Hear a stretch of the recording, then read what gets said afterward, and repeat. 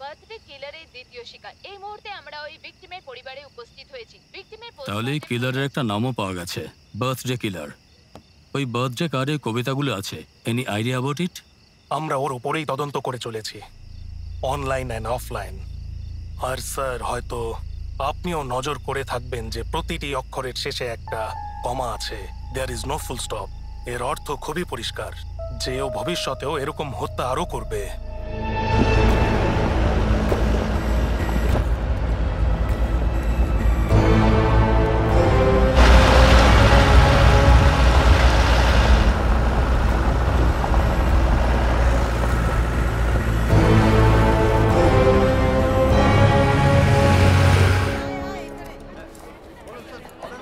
খাবার ভালো তো?